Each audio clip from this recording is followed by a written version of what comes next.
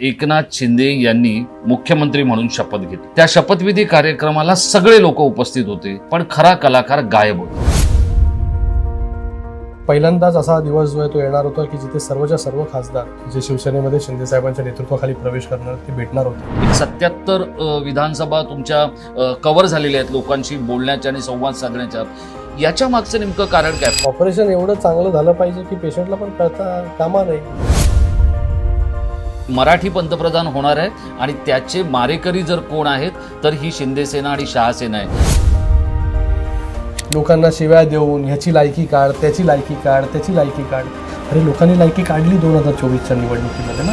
आज ओमराजे निंबाळकर हे एवढे पॉप्युलर तिकडचे नेते आहेत, त्यांच्या फोनमध्ये 1.5 लाख नंबर स्टोर आहे। त्यांना फोन कोण करतो?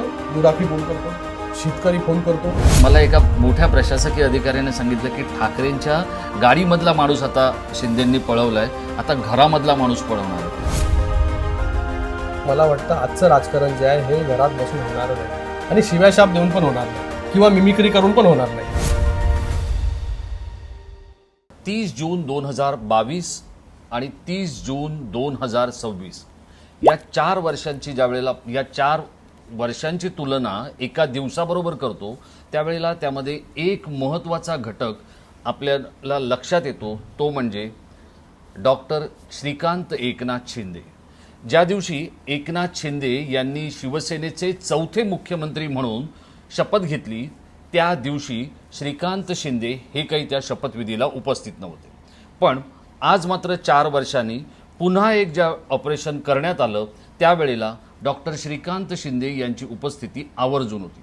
पडद्यामागचा खरा सूत्रधार, पडद्यामागचा खरा कलाकार अशी त्यांची ओळख करता येईल। कारण ज्यावेळेला एकनाथ शिंदे यांनी महासत्तांतर केलं आणि 40 आमदारांसहित त्यांनी उठाव केला त्यावेळेला दुसऱ्या दिवशी भर पावसात भिजत एका तरुण नेत्यानं ते सगळं वादळ स्वतःच्या अंगावर झेलण्याचं काम केलं होतं। आज तोच नेता आपल्याबरोबर आहे। 4 वर्षातला प्रवास नेमका काय आहे आपण त्यांच्याकडून समजून घेणार आहोत। गेल्या काही काळात ठाकरे कुटुंबियांकडून झालेल्या चुका, ठाकरेंकडून झालेले आरोप, लोकसभेतली शिवसेनेची कामगिरी आणि पंतप्रधान मोदींचं मिळालेलं प्रेम अशा अनेक महत्त्वाच्या मुद्द्यांवर संक्षिप्त स्वरूपात आपण त्यांच्याकडून काही गोष्टी समजून घेणार। डॉक्टर साहेब आपलं फेस टू फेसमध्ये स्वागत। 30 जून 2022ला 5 वाजता एकनाथ शिंदे यांनी मुख्यमंत्री म्हणून शपथ घेतली। त्या शपथविधी कार्यक्रमाला सगळे लोक उपस्थित होते, पण खरा कलाकार गायब होता। त्या दिवशी 4 वर्षापूर्वी तुम्ही कुठे होतात? तुम्ही बरोबर आता 4 वर्षानंतर त्याच दिवशी या ठिकाणी इंटरव्ह्यू घेण्यासाठी आलात राजेशजी। त्या दिवशी खरंच मला शपथविधीला सगळ्यात मोठा दिवस होता माझ्या आयुष्यातला देखील। आणि त्या दिवशी शपथविधीला मी नव्हतो तिथे। लोकांना मला वाटतं कारणही माहिती नसेल की का नव्हतो करून। कुठे होतात तुम्ही? आज 4 वर्षांनी सांगायला काही हरकत नाही आहे। तेव्हा ज्या दिवशी शपथविधी होती त्याच दिवशी आमच्या खासदारांची, जे खासदार शिवसेनेमध्ये आले 12 आणि नंतर मग एक ॲड झाले गजानन कीर्तिकर साहेब, 13 खासदार।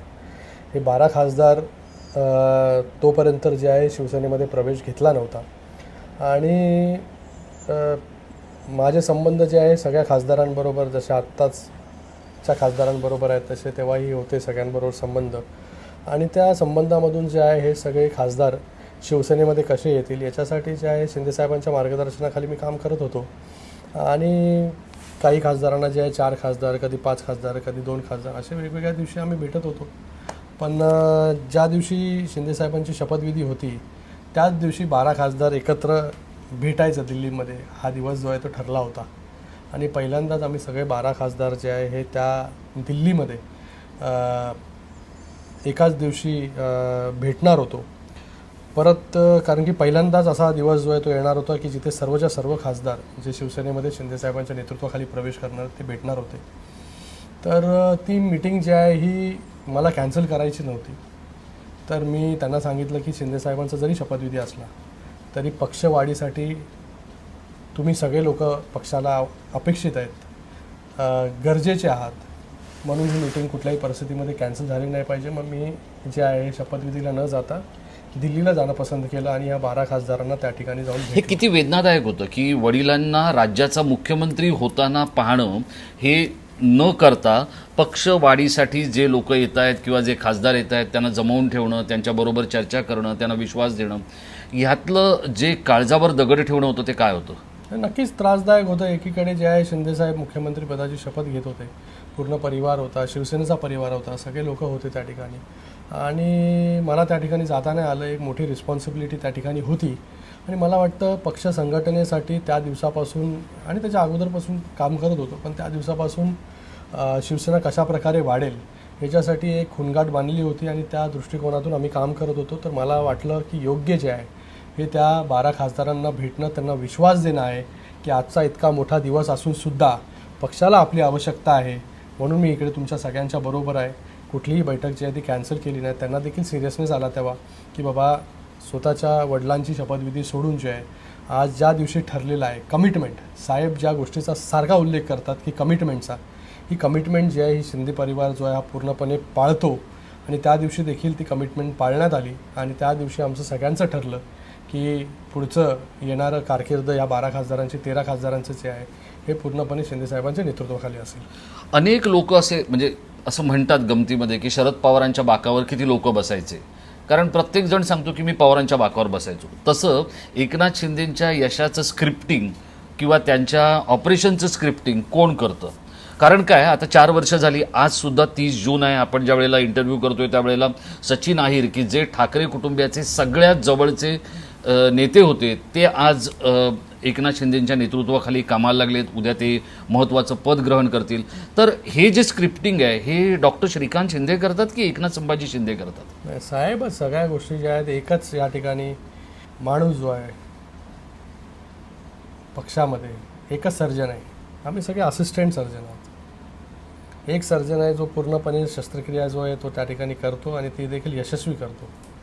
शिंदे साहेबांनी आज देखील जे आहे हे सचिन अहिर नाही, मी सचिन अहिरांकडे येणारच आहे. सचिन मला अंबादास दानवे मगाशी भेटले, ते म्हणाले अहो 9:30 वाजेपर्यंत आम्ही एकत्र होतो, कळलं का? आणि मला काही म्हणजे कळलंच नाही मला की सकाळी एका खूप महत्त्वाच्या व्यक्तीने मला असं सांगितलं की नीलम गोरे होणार नाहीत. त्यावेळेला म्हणजे माझ्यासारख्या दिवसभर राजकारण जगणाऱ्या माणसालाही अनेक गोष्टींचे लिंक लावता येत नव्हती. इतकं हे ऑपरेशन किंवा इतकं हे ट्रान्सप्लांट जे आहे हे सिक्रेट ठेवलं होतं. काय म्हणजे त्या भीती नेमकी कशाची होती? भीती कसली होती? ऑपरेशन एवढं चांगलं झालं पाहिजे की पेशंटला पण कळता कामा नाही. डायरेक्ट तो एकदम बाहेर वॉर्डमध्ये आल्यानंतरच कळायला पाहिजे त्याला की आपण एकदम सुखरूप आहोत, एकदम मस्त आहोत, टणटणीत आहोत. तशा प्रकारचा हात जो आहे सर्जनचा पाहिजे. तसे शिंदेसाहेब जे आहे हे डॉक्टर जरी नसले तरी सगळ्या शस्त्रक्रिया ज्या आहेत ह्या यशस्वीपणे त्यांनी केलेल्या आहेत. हे देखील केलं. लोकांना विश्वास वाटत नव्हता शेवटपर्यंत. अगदी खरं आहे. म्हणजे आम्हालाही माध्यमांमधल्या लोकांना तर सोडा, म्हणजे माध्यमांमधल्या अनेकांना काही माहीतच नसतं. ह्या कन्क्लुजनपर्यंत आता एव्हाना डॉक्टर श्रीकांत शिंदे आले असतील असं मी समजतो की कुठून काय होतंय. म्हणजे ते जगातली सगळ्यात वेगवान खेळपट्टी आहे ना वाका, त्याच्यावरती जसा बॉल येतो तशी तुम्हाला क्रिकेट बरं कळतं म्हणून विचारतो. असं सगळं सध्या जे सुरू आहे हे काय आहे? म्हणजे ही अनिश्चितता आहे, ही अस्थिरता आहे की ही महाराष्ट्रातल्या राजकीय नेत्यांच्या भविष्याबद्दल त्यांना वाटत असलेली भीती आणि असुरक्षितता आहे? काय शिंदे आहे? साहेबांवरचा विश्वास आहे. आज 2-2 टर्म, 3-3 टर्म, 4-4 टर्म खासदार राहिलेले लोक जे आहेत शिवसेनेमध्ये प्रवेश करत आहेत. आज सचिनजींसारखे जे मंत्री देखील राहिलेले आहेत, आमदार देखील राहिलेले आहेत, आता देखील MLC आहेत, ते असे सगळे लोक जेव्हा आपलं सर्वस्व पणाला लावून शिंदेसाहेबांवरती विश्वास ठेवून येतात, याच्यावरून तुम्हाला कळलं पाहिजे की शिंदेसाहेब ज्या प्रकारे या महाराष्ट्रामध्ये राजकारण करतायत आणि जे कमिटमेंट समोरच्याला दिलं जातं, जे कमिटमेंट साध्या कार्यकर्त्याला दिलं जातं, जे कमिटमेंट खासदाराला दिलं जातं, हे सगळे कमिटमेंट जे आहे हे एका सामान्य कार्यकर्त्यापासून ते खासदारापर्यंत जे आहे हे निभावलं जातं आणि त्याचबरोबर ते पाळलं जातं. म्हणून राजकारणामधला एक विश्वासाचा चेहरा जो आहे हा शिंदेसाहेब आहेत. आज शिंदेसाहेबांवरती विश्वास ठेवून जे आहे सगळे लोक जे शिवसेनेमध्ये प्रवेश करत आहेत. आज कोणाला काही इथे भीती या सगळ्या गोष्टी नाही आहेत. आज शिंदेसाहेबांवरचा विश्वास आहे की या माणसाबरोबर आम्ही राजकारण करायला सुरू केलं की आम्ही जे आहे आम्हाला जे आजपर्यंत बाजूला ठेवण्यात आलं, आम्हाला जे दुर्लक्षित करण्यात आलं, आम्हाला जी किंमत दिली गेली नाही, तुम्ही ऐकताय आता लगेच जे आहेत हे कालपर्यंत त्यांच्याबरोबर होते, हे काय ते आहे? लगेच बोलले. हे कशामुळे आहे की हे कशाचं द्योतक आहे की कालपर्यंत मी तुमचा मित्र होतो, आज मी जर समजा दुसऱ्या कोणाबरोबर गेलो तर नाही मग तो गद्दार झाला, मग तो घरभेदी, हे असं त्याला हे किंमतच नाही असे जे अचानक बोलले. काही तासामध्ये हे का होतं? तासामध्ये नाही, मिनिटामध्ये होतं. म्हणजे घराच्या बाहेर गेल्या गेल्या जे आहे शिव्याशाप सुरू होतात. काही मिनिटांमध्ये जे आहे त्या ठिकाणी बोललं जातं की हा गेल्याने अमुक गेल्याने काय फायदा म्हणजे काय नुकसान होणार नाही. असे कित्येक लोक गेल्यावर सगळे सोडून जात आहेत. तुम्हाला काहीच तुम्हाला वाटत नाही का? माणसाची किंमत, कार्यकर्त्याची किंमत, आमदार खासदाराची किंमत शून्य आहे यांच्यासमोर. कारण की त्याच्याबरोबर तेवढं इंटरॅक्टच करत नाही हे लोक. त्यांना काय बाबा त्या कार्यकर्त्याला पाहिजे, कशा प्रकारे त्या कार्यकर्त्याला जे आहे बळ दिलं पाहिजे. घरात बसून राजकारण जे आहे राजेशजी आता होत नाही. घरात बसून राजकारण करण्याचे दिवस गेले. मी आता त्याच मूळ प्रश्नाकडे येणार आहे की 30 जून 2022 त्यानंतरचे 2.5 वर्ष एकनाथ शिंदे मुख्यमंत्री होते आणि आता ते उपमुख्यमंत्री आहेत. या 2 फेज महाराष्ट्राच्या राजकारणामध्ये काम करणाऱ्या कोणालाही किंवा देशाच्या राजकारणात काम करणाऱ्या कोणालाही महत्त्वाच्या फेज आहेत किंवा महत्त्वाची पदं आहेत. या 2 पदांमध्ये, कारण आम्ही सगळे पाहतोय तर कोण माध्यमांमधला माणूस म्हणून पाहतोय, कोण प्रशासकीय अधिकारी म्हणून पाहतोय, कोण आणखी आमदार खासदार म्हणून पाहतोय. एकनाथ शिंदेंना गेल्या 4 वर्षात तुम्ही सगळ्यात जवळून पाहिलेलं आहे. त्यांच्यामध्ये नेमका काय बदल झाला? काही लोकांची छोटीशी तक्रार अशी असते की शिंदेसाहेब बदलले. तुम्हाला स्वतःला असं वाटतं का की शिंदेसाहेब बदलले? शिंदेसाहेब बघा, मुख्यमंत्री होण्याच्या अगोदर देखील कार्यकर्त्यासारखं काम करत होते. मुख्यमंत्री झाल्यानंतर देखील ते कार्यकर्त्यासारखंच काम करत होते. दिवस रात्र जे आहे हे लोकांना भेटणं. आता तुम्ही पाहताय कधीपासून तुम्ही घरात बसलेला आहात, किती लोक जे आहेत हे कंटिन्युअसली जे आहे चालूच आहे. घर कुठे कोणाला अपॉइंटमेंट घेऊन यायला लागते का? कोण या दरवाजाने येते, कोण त्या दरवाजाने येते, कोणत्या हॉलमध्ये बसलंय, कोणत्या खोलीमध्ये बसलंय. कार्यकर्त्याला आणि पदाधिकाऱ्याला ना हे घर हे आपलंसं वाटतं. हा नेता जो आहे तो आपल्या घरातला आहे, आपण कधी पण वॉक इन करू, हा आपल्याला भेटणारच आहे. तर मला वाटतं शिंदेसाहेब ज्या प्रकारे काम करत आहेत, दिवस रात्र 16-16, 17-17 तास काम करणारा नेता जो आहे शिंदेसाहेब आहेत. मुख्यमंत्री असताना देखील आणि मुख्यमंत्री आता उपमुख्यमंत्री असताना देखील कंटिन्यू एवढे लोक का प्रवेश करतायत राजेशजी? रोज हजारो लोक जे आहे शिवसेनेबरोबर जोडले जात आहेत. आज आमदार खासदार मंत्री असतील हे सगळे लोक जे आहे शिवसेनेबरोबर जोडले जात आहेत. आज सचिनजी आले या ठिकाणी, ते देखील काहीतरी विचार करून आले ना. ते काय आज राजकारणामध्ये थोडी आलेत. गेले अनेक वर्ष जे आहे हे त्यांनी राजकारणामध्ये त्यांचे दिवस गेलेले आहेत. मंत्री देखील राहिलेले आहेत. तर लोकांना एक विश्वास लागतो राजकारणामध्ये आणि आपला नेता जो आहे हा आपल्या मागे जो आहे खंबीरपणे उभा लागतो. नेता जो आहे हा घरी बसून जो आहे तो चालत नाही. घरी बसून आदेश देणार, लोकांना भेटणार नाही, कार्यकर्त्यांना भेटणार नाही. तर तो कार्यकर्ता आणि नेता जो आहे हा कसा राजकारण कशा प्रकारे करेल? बघा, आमदारांचं आपण समजू शकतो. आमदारांच्या शाळा असतात, शिक्षण संस्था, बँका, इतर काही सहकारी संस्था, त्या वाचवण्यासाठी अनेक आमदार सत्तेबरोबर राहतात. खासदार एखादा ज्या वेळेला येतो ती खूप महत्त्वाची जबाबदारी असते. तुम्ही गेले काही काळ खासदारांबरोबर समन्वय साधताय, खासदारांबरोबर बोलताय. या खासदारांना ठाकरेंनी काय कमी केलं आणि शिंदेसाहेब त्यांना काय देणार? तुमचं बोलणं जरा चुकीचं आहे. आमदार, सगळ्या आमदारांच्या काय शाळा आहेत, कॉलेजेस आहेत? अरे असं सांगितलं जातं ना की त्याची संस्था. बोलता.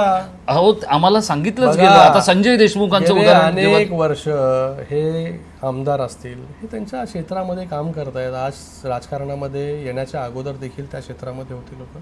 तर मला वाटतं हे सगळेच जे आहे ते आमदारांचं तुम्ही बॅकग्राऊंड काढला तर कोणाच्या शाळा असं तुम्हाला पाहायला मिळणार. कित्येक मोजके जे आहेत बोटावरती मोजणारे लोकांचा संस्था वगैरे असतील.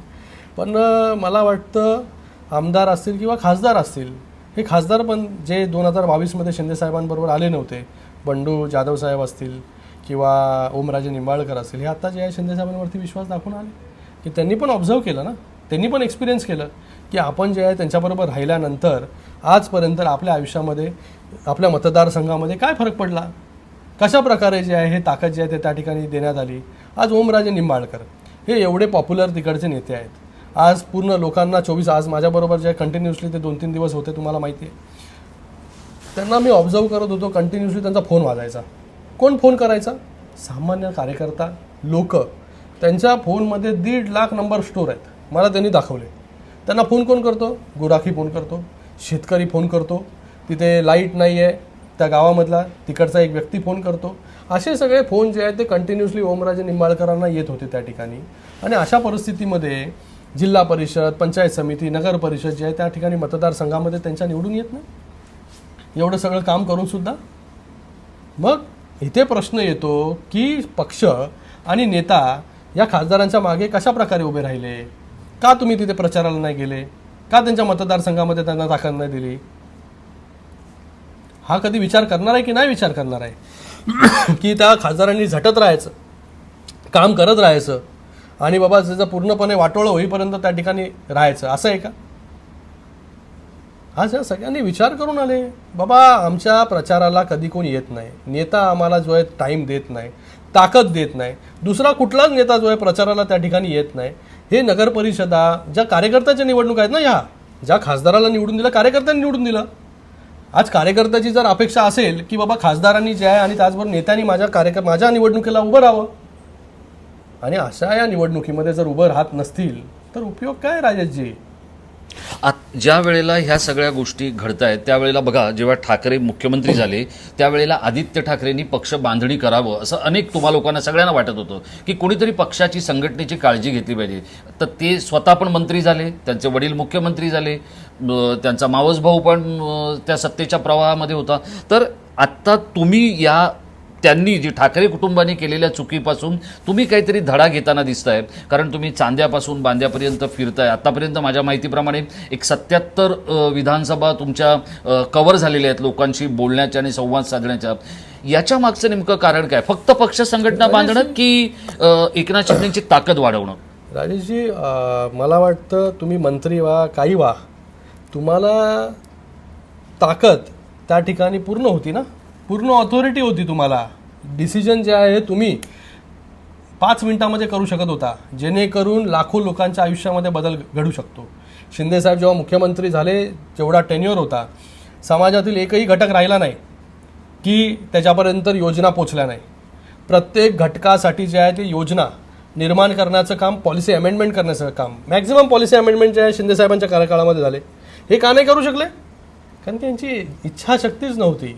लोकांबरोबर इंटरॅक्ट करणं किंवा खाली ग्राउंड लेवलवरती काय चाललं आहे, ग्रासरूटचा फीडबॅक असेल, कार्यकर्त्याशी बोलणं, आपल्या आमदाराला घेऊन बसणं, खासदारांना घेऊन बसणं, त्यांच्याकडून कळून घेणं की बाबा काय लोकांना काय पाहिजे, खाली शेतकऱ्याला काय पाहिजे, लाडक्या बहिणीला काय पाहिजे, तिथे युवकाला काय पाहिजे, या सगळ्या गोष्टी शिंदेसाहेबांनीच का केल्या? नाही, पण डॉक्टर साहेब ते मुख्यमंत्र्यांचं जरी काम ते आदित्य ठाकरेंच्या कामामध्ये, तेच बोलतोय मी तुम्हाला की ते तर होते ना मुख्यमंत्री पुत्र आणि त्याचबरोबर मंत्री पण होते ना. कोणी थांबवलं होतं डिसिजन घेण्यासाठी, काम करण्यासाठी?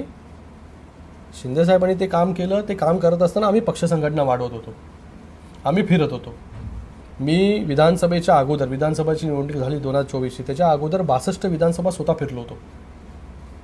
स्वतः 62 विधानसभा फिरलो, तिकडचा फीडबॅक घेतला, कार्यकर्त्यांशी बोललो, त्याच्यानंतर प्रचाराला देखील गेलो. 42 विधानसभेमध्ये जेव्हा प्रचार सुरू होता, विधानसभेची निवडणूक होती, आणि त्याच्यानंतर आत्ता देखील मी माझ्या सगळ्या सहकाऱ्यांना घेऊन 77 विधानसभा ज्या आहे, 75 ज्या काय विधानसभा आहेत, या विधानसभा स्वतः गेलो ना तिकडे, पार नंदुरबारपर्यंत गेलो, बॉर्डरपर्यंत, इंटिरियर भागापर्यंत गेलो, अक्कलकुव्यापर्यंत गेलो, आणि अक्कलकुव्यापर्यंत एकदा नाही गेलो, 4-4दा गेलो तिकडे नंदुरबारमध्ये मी. पक्ष संघटना जी आहे, कितीही तुम्ही सत्तेमध्ये असलात तरी तुमची पक्ष संघटना मजबूत असेल, तुमचे कार्यकर्ते त्या ठिकाणी वाढत गेले तरच तुम्हाला जे येणाऱ्या काळामध्ये जे आहे कुठलीही निवडणूक जी आहे ती तुम्ही सामोरे जाऊ शकता. आज आम्हाला पक्षाची संघटना वाढवायची आहे म्हणून आम्ही या ठिकाणी काम करतो. का तुम्हाला वाटतं की लोक जे आहे ते बिंदास इथे येतात, नंदनवनला येतात? ही जी गर्दी आहे, दिवसा गणिक येणारी, तासा गणिक येणारी, या सगळ्या गर्दीला तुम्ही दोघं पितापुत्र न्याय देऊ शकाल असं वाटतं? कारण बघा, लोकांना काय हवं असतं? पद हवं असतं, लोकांना कुठेतरी संधी हवी असते, लोकांना आपल्या भविष्याची काहीतरी उज्ज्वलता हवी असते. हे सगळं शिंदे पितापुत्र देऊ शकतील असं तुम्हाला वाटतंय? बघा, तुम्ही आता समोर बसले होते, किती लोक कुठून कुठून आले. कार्यकर्त्याला आहे ना, त्याचं काही जास्त काम नसतं, त्याला आपुलकीचे 2 शब्द बोलणं आणि त्याचं काय छोटं मोठं काम असतं, 1-2 फोन असतात. तुम्हाला ॲक्सेसिबल राहावं लागणार आहे. तुम्हाला तिकडे जे आहे कार्यकर्त्यासाठी जे आहे ते अवेलेबल राहावं लागणार आहे, तेव्हाच कार्यकर्ता तुमच्याकडे येणार ना. तुम्ही त्याला भेटणारच नाही तर तुमची कशी तो तुमच्यापर्यंत पोचणार आणि त्याचे प्रश्न सोडवणार? तुम्ही घरी बसता, अरे घरी तरी भेटा. आम्ही तुम्हाला बोलतोय का सगळीकडे फिरा करून? ते तर त्याच्याकडून कधीच होणार नाही. बघा, मला वाटतं आजचं राजकारण जे आहे हे घरात बसून होणारं नाही आहे. आणि शिव्याशाप देऊन पण होणार नाही किंवा मिमिक्री करून पण होणार नाही. मिमिक्री करणाऱ्या, शिव्याशाप देणाऱ्या लोकांची परिस्थिती जी आहे ती आज जी झाली आहे त्याच्यापेक्षा बदतर परिस्थिती येणाऱ्या काळामध्ये होईल. तर लोकांना या सगळ्या गोष्टीमध्ये इंटरेस्ट नाही, लोकांना कामामध्ये इंटरेस्ट आहे. तुम्ही काय त्यांच्यासाठी करता हे सांगा, तर तुमच्याबरोबर लोक जे आहे ते जोडले जातील. आज इतके लोक का जोडले जात आहेत राजेशजी? ह्यांना काय सगळ्यांना पैसे देतोय का? लोकांची कामं झाली पाहिजे, लोकांना तुम्ही ॲक्सेसिबल असले पाहिजे, अवेलेबल असले पाहिजे. आज वर्षा असेल किंवा नंदनवन असेल, तुम्हाला मी वर्षामध्ये जेव्हा साहेब होते तेव्हा एक तुम्हाला त्या ठिकाणी एक गोष्ट सांगतो की तिथे एक आजी आली, 70 वर्षाची असेल, 70-72 वर्षाची. तर ती आली, भेटली मला तिथे. तर मी विचारलं, बाबा कशी काय आली? तर बोलली, मी आली STने, तुम्ही जे काय केलेलं आहे STचा मोफत प्रवास वगैरे. मी बोललो कोणाबरोबर आली? तर त्यांनी बोट दाखवलं एका आजीकडे, तिचं पण वयच एवढंच होतं. मी बोललो दोघेच आले? बोललो हां. बोलले दोघेच आलो. मी बोललो तू कशी काय आली इकडे? अपॉइंटमेंट घेतली का कोणाची? बोललो. तर बोललो अपॉइंटमेंट नाही घेतली. मी बोललो कसा काय विश्वास तुम्हाला की तुम्ही इकडे आल्यानंतर साहेब भेटतीलच करून? ते बोलले अरे तुम्ही तर सगळीकडे बोलत फिरता की वर्षाची दारं उघडी आहेत उघडी आहेत. मी पण आली उघड्या दाराने. हा विश्वास होता लोकांचा, हा विश्वास आज देखील आहे लोकांचा. म्हणून आज लोक जे आहेत हे या नंदनवनमध्ये असेल किंवा वर्षामध्ये शिंदेसाहेब होते, महाराष्ट्राच्या कानाकोपऱ्यातून शेतकरी जे आहे त्या ठिकाणी पोचायचे, आपले प्रश्न घेऊन पोचायचे. आणि आपलं इंटेन्शन, तुम्ही जो प्रश्न विचारला की सगळ्यांना सॅटिस्फाय करू शकाल का, मी बोलत नाही की सगळ्यांना सॅटिस्फाय करू शकतो आम्ही. फक्त तुमचं इंटेंट क्लिअर असलं पाहिजे. इंटेन्शन तरी असलं पाहिजे प्रामाणिक की लोकांना भेटायचं. तुमचं इंटेन्शनच भेटायचं नसेल, लोकांची एलर्जी असेल तुम्हाला, तर तुम्ही काय करणार कुठल्याही पोझिशनवरती किंवा पदावरती पोचून? सतत आपल्या बरोबरच्या सहकाऱ्यांकडे संशयानं पाहणं आणि आपल्यातून गेलेल्या लोकांना कधी मिंदे, कधी गद्दार, कधी इतर त्यांच्या कोणत्याही विशेषणांनी पुकारणं, ही एक गोष्ट एका बाजूला घडते. तुम्ही दुसऱ्या बाजूला अख्खा महाराष्ट्र ढवळून काढताय. लोकांचा जो प्रतिसाद आहे तो तुम्हाला संपूर्ण राज्यभरात कसा जाणवला? आपण जर महसूल विभागाचा विचार केला, उत्तर महाराष्ट्र, पश्चिम महाराष्ट्र, कोकण, मराठवाडा हा शिवसेनेचा सगळ्यात मोठा गड होता की जो शिवसेना प्रमुखांपासून आणि स्वर्गीय आनंद दिघेंपासून शिवसेनेबरोबर अत्यंत निष्ठेनं राहिला. या सगळ्या भागांमध्ये ज्यावेळेला तुम्ही फिरताय त्यावेळेला तुम्हाला किती आश्वासक वाटतंय किंवा या सगळ्या संपूर्ण मराठी मनाचा आणि मराठी जनांचा पाठिंबा किंवा साथ शिवसेनेला आहे असं वाटतंय का? नक्कीच शिंदे साहेबांना आहे, शिवसेनेला आहे. मी आज ज्या प्रकारे फिरतोय तिथे लोकांचा एक विश्वास आहे. ज्या प्रकारे लोक त्या ठिकाणी बैठकीला येतात, भेटायला येतात, एक त्यांना विश्वास आहे की बाबा आम्ही ह्या संघटनेमध्ये काम करतोय तर आमचं जे आहे काम 100% होणार आहे. आणि आज जे आहे हे मुंबईमध्ये बसून डिसिजन जो आहे तो ग्रामीण भागाचा होत नाही आहे. मुंबईमध्ये बसून जे आहे ते अक्कलकोयाचा डिसिजन होत नाही आहे. मुंबईमध्ये बसून जळगावचा डिसिजन होत नाही आहे. आज तिथे ग्राउंडवरती जाऊन काय परिस्थिती आहे ही स्वयं जे आहे हे त्या ठिकाणी कार्यकर्त्याची, साधा कार्यकर्ता, शाखा प्रमुख, विभाग प्रमुख, शहर प्रमुख, तालुका प्रमुख असेल, जिल्हा प्रमुख असेल, हे सगळ्यांना एकत्र बसून त्या ठिकाणी जे आहे डिस्कशन त्या ठिकाणी होतं. तिथून जे आहे तिकडची काय परिस्थिती आहे, तिकडे काय करायला पाहिजे पक्षाला येणाऱ्या काळामध्ये जिल्हा परिषद, पंचायत समिती जिंकण्यासाठी किंवा आमदारकी जिंकण्यासाठी, या सगळ्या गोष्टी ज्या आहेत हे ग्राउंड झिरोवरती जाऊन आम्ही सगळ्या गोष्टी करतोय. तिथे ब्लाइंडली जे आहे ते कोणावरती अरे बघ रे बाबा, अगोदर असं व्हायचं, अरे बघ तू बघ, कोण आला चल तू बघून घे, असं नाही ना. आज शिंदेसाहेब स्वतः लक्ष देत आहेत. शिंदेसाहेबांना स्वतः जे आहे हे लोक, एवढे लोक रोज भेटतात या नंदनवनमध्ये, हजारो लोकांना ते रोज भेटतात. आम्ही फिरतोय ग्राउंड लेवलवरती, दौरे सुरू आहेत. तर या सगळ्या गोष्टीतून एकच आहे की लोकांचा विश्वास जो आहे दिवसेंदिवस वाढत चाललेला आहे. लोकांना माहिती आहे की या माणसाबरोबर आम्ही काम केलं, या माणसाबरोबर आम्ही गेलो तर आमचं 100% काम जे आहे ते पूर्ण होईल. या जर आपण पाहिलं तर मुख्यमंत्रीपदी काम करतानाचा त्यांचा अनुभव एक वेगळा असतो आणि साहजिकच त्यांच्या कुटुंबियांचं पण जे फिलिंग्ज असतात किंवा जे अनुभव असतात ते वेगळे असतात. उपमुख्यमंत्री म्हणून काम करतानाचे वेगळे असतात आणि परत भविष्याकडे बघतानाचे वेगळे असतात. तुम्ही 2, 3, 4 भूमिका तुम्ही निभावताय. स्वतः खासदार आहात, त्यांचे चिरंजीव आहात, कुटुंबाचे सगळ्यात करते धरते सदस्य आहात. हे सगळं ज्या वेळेला तुम्ही करताय त्यावेळेला यातलं सगळ्यात आव्हानात्मक काय आहे आणि ह्या ज्या 4 वर्षामध्ये सगळ्यात आव्हानात्मक काय वाटलं? परिवाराला वेळ देणं. खूप कमी वेळ जो आहे परिवाराला देऊ शकतो. या सगळ्या रिस्पॉन्सिबिलिटीजमधून शिंदेसाहेब असतील किंवा मी असेल, पूर्ण वेळ जे आहे लोकांबरोबर अटॅच असल्यामुळे सतत जे आहे लोकांची ये जा रेडचिल जी आहे ती घरामध्ये असते. इथे काय कुठे हे घर कुठे रिस्ट्रिक्शन आहे, या बाउंड्रीपर्यंतच तुम्हाला अलाउड आहे ना. इथे उमेशजी बसले, तिकडे भाऊ बसले, तिकडे आतमध्ये ओमराजे बसले, तिकडे अजून कार्यकर्ते बसले, त्या खोलीत अजून लोक बसले. तर याच्यामध्ये जे आहे हे दिवसभर आता हाच परिवार जो आहे तो आमचा झालेला आहे. तर याच्यामध्ये आम्हाला पूर्ण विश्वास आहे ज्या प्रकारे आम्ही काम करतोय, पक्ष संघटना वाढते. 2022मध्ये जिथे लोक बोलत होते की किती दिवस चालणार आहे पक्ष, मी आता त्याच प्रश्नाकडे येणार आहे बरोबर की आहे, लोक म्हणत होते हे 40चे 40 आता निवडून येणार नाहीत, एखादा याच्यातला आला तर निवडून येईल. त्या 40चे 60 झाले, कळलं की नाही. आणि नगरसेवक वाढले, खासदार वाढले, अनेक ज्येष्ठ जे सहकारी ज्यांनी शिवसेना प्रमुखांबरोबर काम केलं ते सगळे लोक वाढले. हे ज्या वेळेला घडताना दिसतंय ते नेमकं कशाचं गमक आहे? हे विश्वासाचंच आहे ना. साहेब जेवढा वेळ देतात, बघा वेळच असतो पॉलिटिक्समध्ये जे आहे हे तुम्हाला वेळच द्यायला लागतो कार्यकर्त्याला आणि पदाधिकाऱ्याला. आज बघा सगळ्यात ज्येष्ठ आमचे जे नेते आहेत गजानन कीर्तीकर साहेब, त्यांनी आज गोव्याची जबाबदारी घेतली आहे. गोव्यामध्ये जाऊन ते आता प्रचार करतायत, त्या ठिकाणी जे आहे ते बैठका घेत आहेत, सगळ्या गोष्टी करतायत. तर त्यांना एक विश्वास आहे ना की माझा नेता जो आहे फक्त महाराष्ट्रामध्ये काम करत नाही, मला आज जी जबाबदारी मी घेतली आहे गोव्याची तिथे देखील माझा नेता मला मदत करणार आहे. तिथे देखील पक्षवाढीसाठी सगळ्यात ज्येष्ठ नेते आहेत गजानन कीर्तीकर साहेब, ते त्या ठिकाणी काम करत आहेत. तर मला वाटतं जे लोक बोलत होते की उद्या संपेल पक्ष, परवा संपेल पक्ष, आज जे आहे जे बोलत होते जे म्हणजे वेगवेगळ्या पक्षांबद्दल पण ते तसंच बोलले. आज त्यांच्या पक्षाची परिस्थिती काय झाली आहे, का लोक सोडून जात आहेत. हे जे आहे रोज शिव्याशाप देऊन मिमिक्री करून जे आहे हे पक्ष टिकत नाही. लोकांना शिव्या देऊन ह्याची लायकी काढ, त्याची लायकी काढ, त्याची लायकी काढ. अरे लोकांनी लायकी काढली 2024च्या निवडणुकीमध्ये ना. तर तुम्ही कशाला दुसऱ्याची लायकी काढता? लोक ठरवतील ना काय करायचं ते.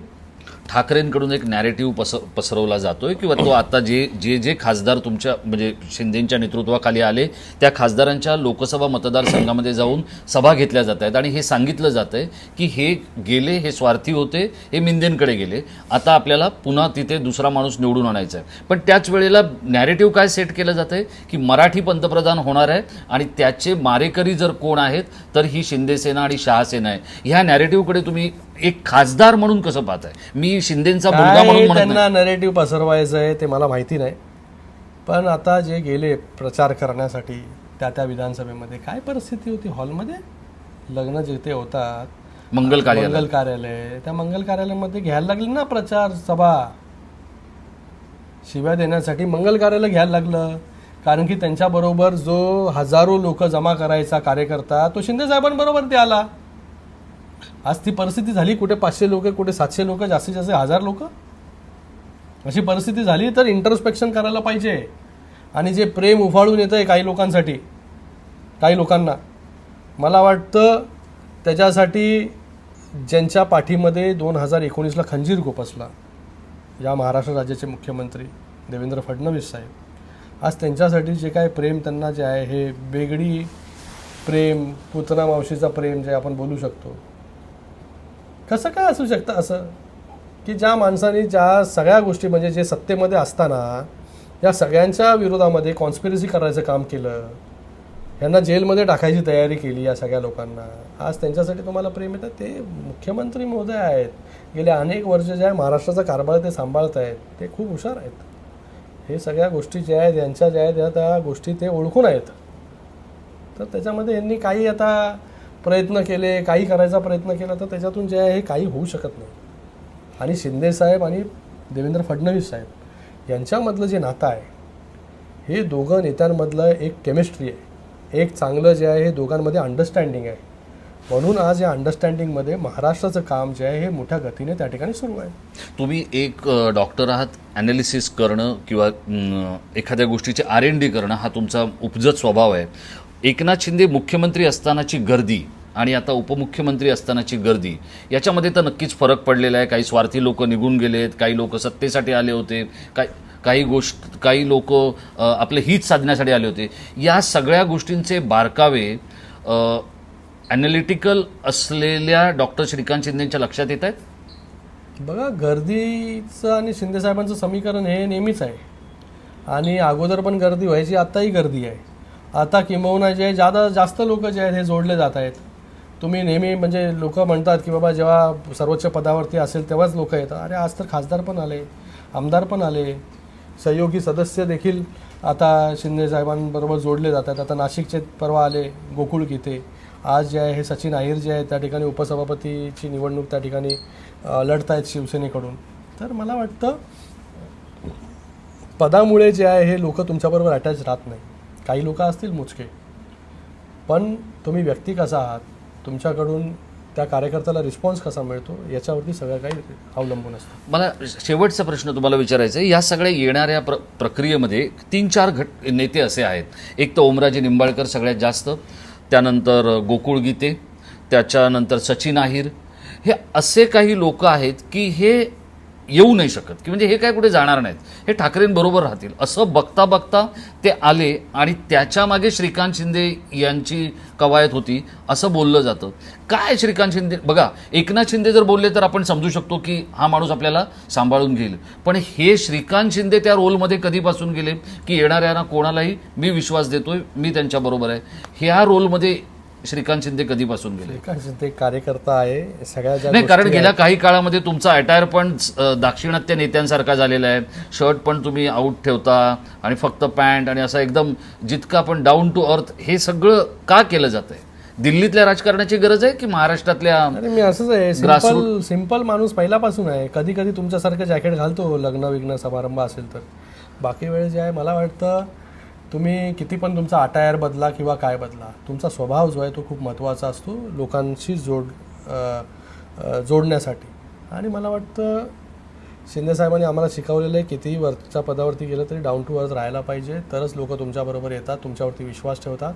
आज शिंदेसाहेबांनी जो मार्ग दाखवले त्याच्यावरती चालण्याचं काम जे आहे ते मी त्या ठिकाणी करतो आणि त्यांनी जी दिलेली रिस्पॉन्सिबिलिटी आहे ती पूर्णपणे यशस्वी कशी होईल त्याच्यासाठी पूर्ण 100%, 1000% कसं द्यायचं त्यासाठी मी काम करतो एक कार्यकर्त्यासाठी. ऑपरेशन 3 वगैरे, टायगर 3 वगैरे सगळं बोललं जातं. आता याच्या पुढचा टप्पा काय आहे? काय आता बघूया. काय आज तुम्हाला एवढं ब्रेकिंग मिळाली, आता परत तुम्हाला आता इंटरव्ह्यू पण केला तुम्ही. मला एका मोठ्या प्रशासकीय अधिकाऱ्याने सांगितलं की ठाकरेंच्या गाडीमधला माणूस आता शिंदेंनी पळवलाय, आता घरामधला माणूस पळवणार आहे.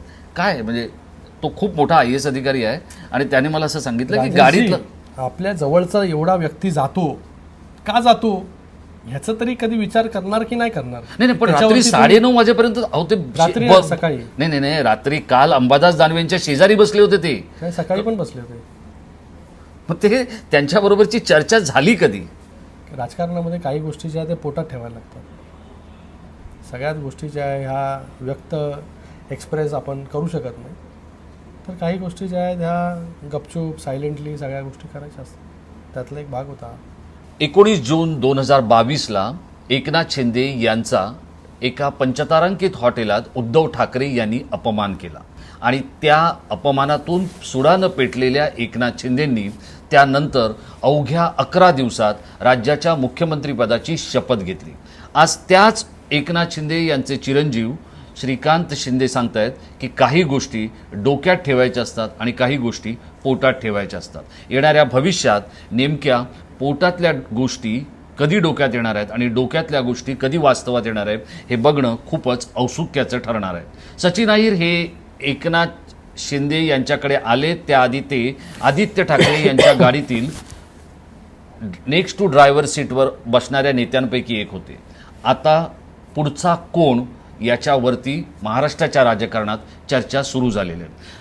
डॉक्टर साहेब, आपण वेळात वेळ काढून या सगळ्या विषयावर भाष्य केलं त्याबद्दल आपल्याला खूप खूप धन्यवाद. आणि चौथ्या म्हणजे तुमच्या एकूणच महासत्तांतराच्या 4थ्या वर्षपूर्तीनिमित्त तुम्हाला दोघांनाही पिता पुत्रांना टाईम महाराष्ट्राच्या वतीनं खूप खूप शुभेच्छा. धन्यवाद. खूप खूप